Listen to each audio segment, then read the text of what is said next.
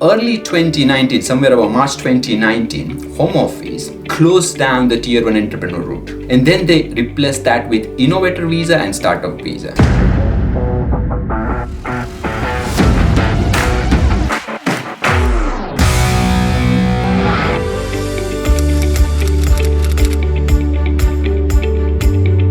You know what is sole representative visa application, and if you are preparing one, I would highly recommend that you go and watch my webinar on our YouTube channel, which is AY&J Solicitors. There were a lot of frequently asked questions I did address there, so I would highly recommend you go and watch that webinar. It's around an hour and you get to know literally everything about sole representative visa. So if you haven't watched it, I would strongly suggest you go and watch that. But this video is more about sole representative genuineness test. So the question is, where is it coming from? So Home Office, they introduced this change in June 2020. So almost a year now, we as a company, as a solicitor's firm, as an immigration lawyers, were not affected by this. We have a huge success getting even through the genuineness test of sole representative visa application for many of our clients. But for your knowledge, you want to understand what is genuineness test and what can you do about it. So why did they brought in genuineness test? So in early 2019, somewhere about March 2019, Home Office closed down the Tier 1 entrepreneur route. And then they replaced that with innovator visa and startup visa. Now, yes, they introduced these two categories, when they closed down Tier 1 entrepreneur, but not many candidates to qualify for innovator and startup visa. So what happened? Candidates were shifting to a sole representative visa application, and Home Office recognized that in little less than a year time.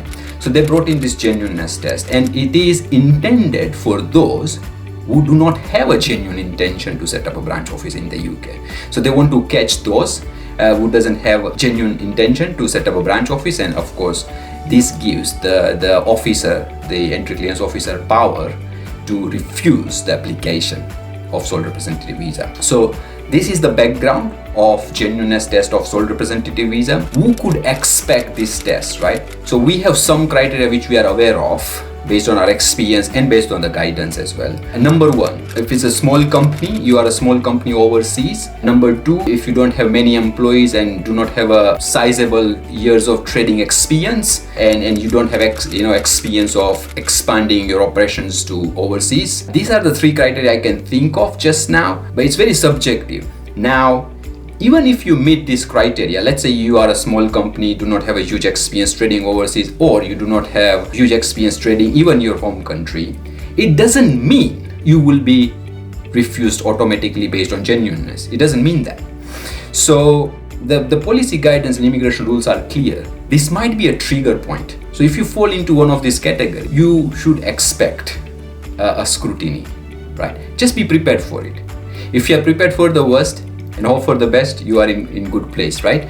So prepare for the worst, that you might be scrutinized for genuineness test of sole representative visa application. So what happens in that genuineness test?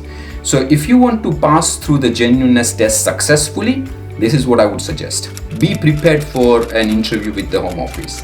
And within the interview, they focus on three main pointers. Number one is about the overseas operation.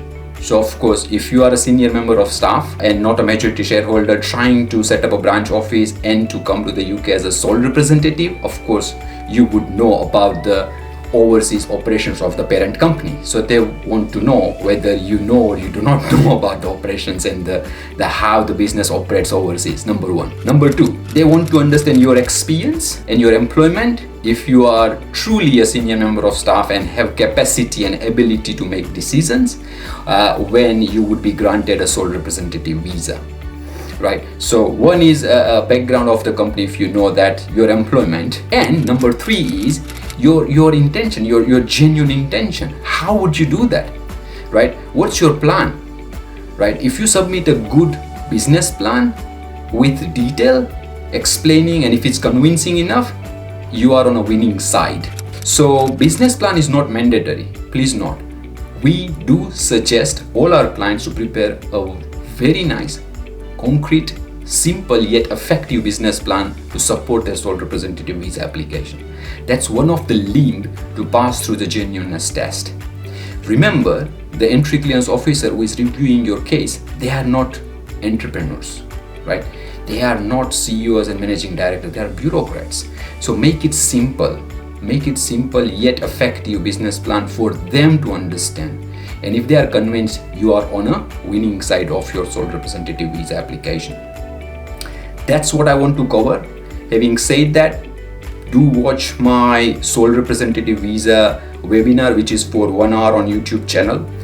If you like this information, if you find some value in this content, please do like, subscribe to our channel, do like this video and subscribe to our channel, please. That motivates me to do more videos likewise and share the wealth of knowledge I have here with you and with many of you out there. If you have further question and there is a topic which you think I should cover, please put it in the comment box and I will try my best to create a video around that content for you. So thank you so much for watching and all the very best with your sole representative visa application. Thank you.